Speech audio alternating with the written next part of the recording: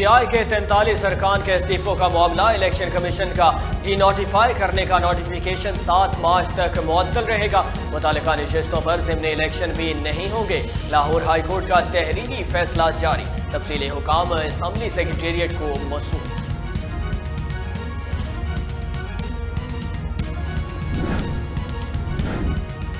खुद इस्तीफे देने वाले ईवान को इम्पोर्टेड कहते हैं। अब इसी पार्टी में पार्लियामेंट में क्या करने जा रहे हैं? IMF प्रोग्राम इमरान खान का दिया हुआ तोहफा है।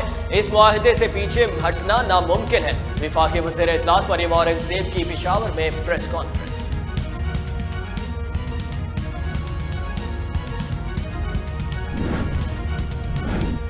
हुकूमत के पास इलेक्शन कमीशन को देने के लिए 60 अरब रुपए भी नहीं। पीटीआई रहनुमा फवाद चौधरी बोले, ये बाइस शर्मिंदगी है।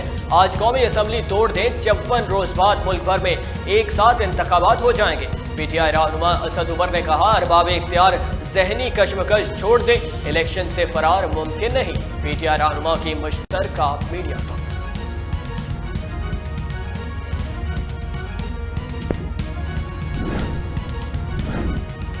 इलेक्शन कमीशन निगरान हुकूमत की जबान बोल रहा है। पीटीआई रहनुमा फारूक हबीब की तनकीद। बोले, हुकूमती लोगों के लिए प्रोटोकॉल का बंदोबस्त हो जाता है, इंतखाबात की बात आए तो गवर्नर और ECP दोनों भाग जाते हैं।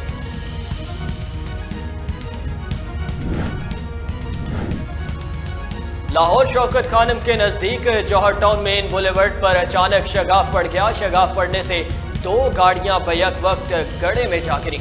एक गाड़ी में मर्द, खातून और बच्चा सवार था। खातून जख्मी हो गई, जिसे फौरी तिब्बी इमदाद के लिए अस्पताल मुंतकिल कर दिया गया।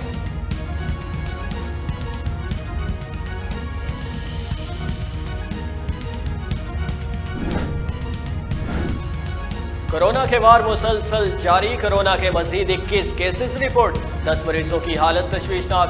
महकमा अदारा सेहत ने नई रिपोर्ट जारी कर दी। जारी करदा एदाद-ओ-शुमार के मुताबिक गुज़श्ता 24 घंटों के दौरान 4526 कोरोना टेस्ट किए गए। मुस्बत कोरोना टेस्ट की शरह 0.46% रही।